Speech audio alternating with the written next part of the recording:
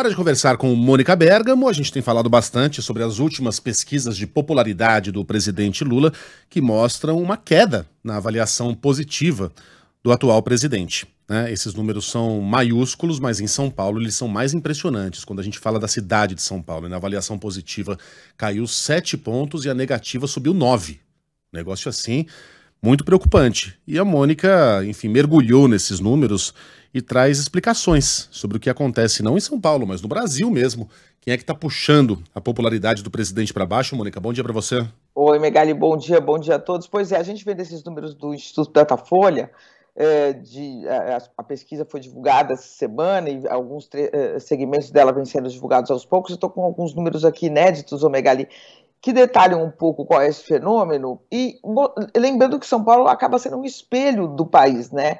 O Lula caiu no Brasil, quando a gente vem aqui para São Paulo, para a capital, onde vai se dar a eleição mais importante do país, municipal, né, que vai definir uma série de outras coisas para frente, onde Lula e Bolsonaro vão fazer uma disputa grande em torno dos candidatos que apoiam. Então, aqui, as maiores quedas na aprovação do Lula se deu entre evangélicos, os pretos, os jovens e os que estudaram até o ensino médio. Os evangélicos, o Megali, puxaram essa queda de todos os outros segmentos. Por que a gente pode dizer isso? Porque entre os católicos, o Lula praticamente não cai, né? A queda dele, as pessoas que consideram a gestão dele ótima ou boa entre os católicos, era de 46%, foi para 42%. Com a margem de erro nos subgrupos ela é maior, né? Então, praticamente ele ficou na mesma entre os católicos. Agora, entre os evangélicos, a queda foi muito impressionante, 16 pontos, Megali. Lula tinha 43% de ótimo e bom na pesquisa anterior, em agosto, agora ele tem só 27% de ótimo e bom entre os evangélicos. Parte desse eleitorado migrou para o regular e para o ruim e péssimo, tá? Então a avaliação regular, por exemplo, que ele tinha era de 19%, foi para 24%. O ruim e péssimo era de 37%, foi para 49%, 11 pontos a mais. Você vê que impressionante, né? Agora, os números reforçam a hipótese de que são outras questões que estão influindo nessa queda, não apenas a questão econômica, porque justamente entre os evangélicos ele tem uma queda mais acentuada do que entre católicos e entre pessoas que seguem outra religião. Para você ter uma ideia, quando a gente pega o segmento de pessoas que ganham até 2 salários mínimos, a queda foi grande também, mas foi mais modesta, quer dizer, foi de 8 pontos. Entre evangélicos, apenas 16 pontos de queda, entre os que ganham até 2 mínimos, 8 pontos.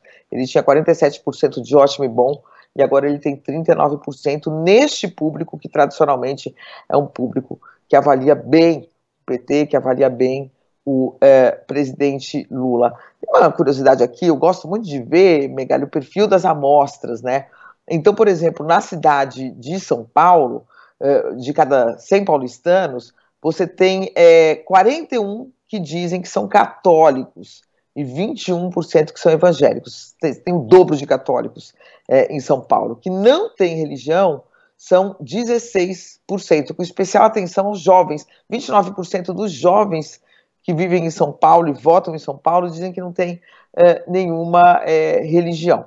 Mas, enfim, seguindo aqui, o Lula também registrou uma queda entre os paulistanos que se declaram pretos. Foram 16 pontos, Megali, a menos também nesse segmento da população. Ele tinha 54% de bom e ótimo, despencou, né, foi para 38%. Também esse é um grupo que tem muitos evangélicos, né? Quando você pega só o segmento das pessoas que se declaram pretas, 29% são evangélicos, e portanto a religião tem aí nesse grupo uma influência muito grande, a religião evangélica. Bom, Lula também caiu entre os mais jovens, recuou 15 pontos entre os mais jovens. Entre os que estudaram até o ensino médio, o recuo foi de 11 pontos. E ele caiu também num público em que ele estava indo razoavelmente bem, entre as mulheres, né? Em agosto, 48% das mulheres afirmavam que considerava a gestão dele ótima ou boa, e agora são 10 pontos a menos, 38% nesse mês. Uma coisa curiosa, Megali, aqui nessa que é a maior cidade do país, a vantagem dele entre o público feminino foi aí diluída, agora é a mesma que a do público masculino, né? Entre os homens, 38% consideram Lula ótimo ou bom. Então, entre as mulheres, 38%, entre os homens, 37%. Em agosto, quando a pesquisa anterior foi realizada, a vantagem dele entre as mulheres era muito maior. Então, essa é a pesquisa mostrando aí essa queda na popularidade dele, que também acontece na cidade de São Paulo. Agora, Megali, isso não alivia muito para o bolsonarismo em São Paulo, né? A vida não está fácil para ninguém, não está fácil para o Lula, mas ontem a gente viu que a Folha divulgou, o Datafolha, que o presidente Jair Bolsonaro também problemas aí, 63% dos paulistanos dizem que não votariam de jeito nenhum em um candidato apoiado por ele. Problema à vista aí para o prefeito Ricardo Nunes, que tem esse apoio, né, Megali? Sim, e agora, se essa eleição, se não, né, sendo essa eleição em São Paulo tão importante, né, nesse ambiente de polarização, não há boas notícias para o presidente. Eu estou vendo aqui um recorte específico do Datafolha, Mônica, você deve ter lido já. São Paulo, historicamente, elege o candidato menos rejeitado. Não é o mais querido, é o menos rejeitado. E o mais rejeitado, atualmente, é Guilherme Boulos. Ele tem uma rejeição muito alta, de 34% de eleitores que não votariam nele de jeito nenhum. A de Ricardo Nunes, atual prefeito, está bem lá abaixo, de 26%. Isso faz diferença. Só 2 prefeitos conseguiram ser eleitos em São Paulo até hoje com rejeição acima de 30%. O primeiro é Celso Pitta, em 1996, mas o Pitta estava concorrendo com a Luísa Erundina, que tinha uma rejeição bem maior, de 45%. Ou seja, ele tinha uma de 30%, mas não era o mais rejeitado. A única exceção é Paulo Maluf. Paulo Maluf foi eleito em 1992 com uma rejeição de 38%, mas o Maluf é um caso muito particular. É um fenômeno paulista e paulistano que não tem muita explicação na lógica. Então, com essa exceção que confirma a regra, Mônica, São Paulo elege o candidato menos rejeitado, e Guilherme Boulos é muito rejeitado na cidade. Queria acrescentar também um outro dado do próprio Datafolha, quando a Mônica falava, o Ricardo Nunes teria um problema por causa do ex-presidente Jair Bolsonaro. Por outro lado, ele tem Tarcísio de Freitas, o governador, que nesse mesmo Datafolha cresceu em boas avaliações, 33% dos paulistanos avaliando como positiva a gestão de Tarcísio de Freitas, cresceu 3 pontos percentuais em relação à comparação anterior. Ao levantamento anterior. Isso também é importante, pesa nessa eleição aí para Ricardo Nunes, favoravelmente, né, Mônica? Exatamente. Agora, a gente tem que lembrar que tem toda uma campanha pela frente. Esse é o retrato de hoje. Então, isso está mostrando o tamanho do desafio que tem o Boulos, né? Porque, seguramente, o Megali, na hora que a campanha começa, o prefeito Ricardo Nunes vai passar por um escrutínio eleitoral grande, né, que ele nunca passou, e a rejeição pode ou não aumentar. Então essa rejeição é a que a gente vê hoje. A gente tem uma campanha pela frente e o que vai contar muito é quando tiver no segundo turno, quem vai chegar ali no segundo turno com a rejeição maior. É isso que a gente tem que ver. Hoje, se a eleição fosse hoje, não é hoje, né, mas se a eleição fosse hoje, Boulos teria os maiores problemas para enfrentar. Agora, só para a gente finalizar aqui, né, um dado aqui do perfil da amostra, do Datafolha, que faz a gente refletir um pouco sobre não apenas a eleição, mas a realidade do nosso país, né, Megali? Você sabe que São Paulo é uma potência econômica, todo mundo sabe disso. Você sabe, Megali, quantas pessoas que moram na cidade de São Paulo, que são eleitoras aqui, ganham até 2 salários mínimos apenas? Qual é o percentual? Praticamente a metade da cidade. 40% dos paulistanos ganham apenas 2 salários mínimos. Quando a gente fala de 2 a 3 salários mínimos, são mais 22. Então, nós temos 62% dos paulistanos ganhando até 3 salários mínimos. É muito impressionante, né? a desigualdade social. Quando a gente coloca aqui de 20 a 50 salários mínimos, só 2% ganham tem essa renda, né? Conseguem ganhar essa quantidade de recursos para viver. Apenas algo que me deixa, enfim...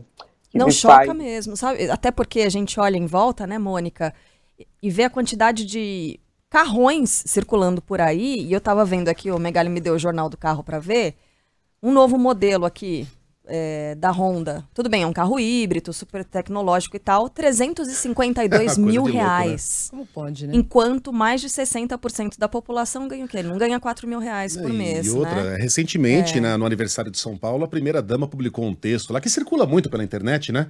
Que exalta São Paulo, com aquelas coisas assim, São Paulo é a cidade que tem 2 lojas da Gucci, a cidade que mais tem helicópteros no mundo, que tem uma concessionária da Ferrari, outra da Lamborghini, enfim, uma série de coisas lá que mostram que os bilionários e milionários estão muitíssimo bem servidos em São Paulo.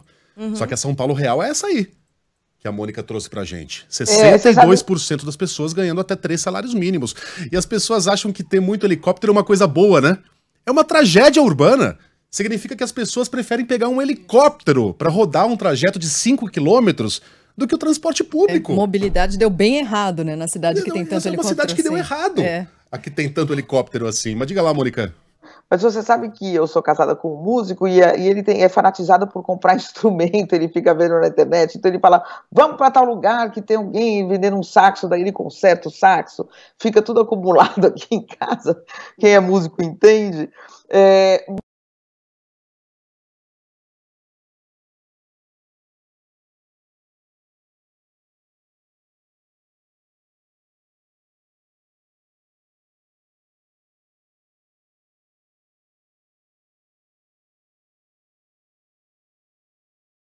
Então eu estou falando só que mesmo é muito difícil para o paulistano conhecer a cidade toda, de tão enorme que ela é, mas essa é a nossa realidade. E essa pesquisa mostra muitas coisas interessantes no perfil da amostra, né? Por exemplo, aqui a gente tem orientação sexual, né? O Datafolha pergunta isso para fazer o perfil da amostra e vai fazendo algumas perguntas. 87% dos paulistanos se declaram heterossexuais, 4% homossexuais, 5% bissexuais, né? Católicos, eu já disse aqui, são 41%, evangélicos 21%, a questão de não ter a religião, né, me impressionou um pouco entre os jovens, né, os jovens, quando você fala assim, ó, não tem religião, Megali, 29% dos que têm entre 16 e 24 anos já falam que não tem religião, e aí isso vai caindo, né, conforme os paulistanos vão ficando mais velhos, de 25 a 34 anos já é 24%, até que quando você chega em quem tem mais de 60 anos, só 9% dizem que não tem religião. 60% dizem que são católicos, né? E 15% evangélicos. Aí vai rejuvenescendo, vai diminuindo o percentual de católicos, vai aumentando o de evangélicos, porém, aumenta mesmo os que dizem que não tem religião. Então são muitas coisas interessantes. Partido de preferência, por exemplo, Megali, qual é o partido da preferência dos paulistanos, você sabe? Vou chutar o PT. PT, lógico. Eu digo lógico porque no Brasil, né, o Brasil está em torno de 23%. Em São Paulo, o PT tem 28% da preferência. O PL do Bolsonaro passou os outros partidos todos, tem 5% da preferência. E o PSDB? PSDB ainda tem, PSDB tem 3%. O PSOL tem 4%. Caramba. Puxado pelo Boulos, né? 4%. O PSDB tem 3%? E o PSOL 4%. Gente. O PSOL passou o PSDB por incrível. PSDB, né? Desses tempos aí, de 10 anos para cá. Não tem nenhum partido, não tem nenhuma preferência, 48%. Né? Agora, onde o PT vai melhor? Entre os que têm mais de 60 anos, porque o PT nasceu há muitos anos, né? E é um partido que o PT tem preferência de 34% das pessoas que têm mais de 60 anos, né? Entre os jovens também, mas é bem menos, né? 26%. Mas é isso aí, gente, são curiosidades e dessa cidade aqui, desse país enorme, né? E dessa capital que é a principal capital do país, ó. Assalariados, por exemplo, registrados, sabe quantos por cento da população, Megali? CLT. Os paulistanos trabalham com registro? 30%. apenas. 30%. Imaginei que fosse Caramba, algo assim mesmo. Sério? Deixa eu só... O César aqui falou um negócio que é verdade. Ô, Megali, quando você fala primeira-dama, tem que deixar claro que primeira-dama é essa, senão as pessoas pensam que a primeira-dama, a Janja. Não, foi a Regina Carnovale. A primeira-dama da cidade de São Paulo que publicou aquele troço lá. Esposa de texto Ricardo Nunes, do prefeito. Esposa do Ricardo Nunes. Mônica, meu Deus do céu, que oração! Amanhã tem mais. Boa quarta-feira, até. Tchau. Tchau.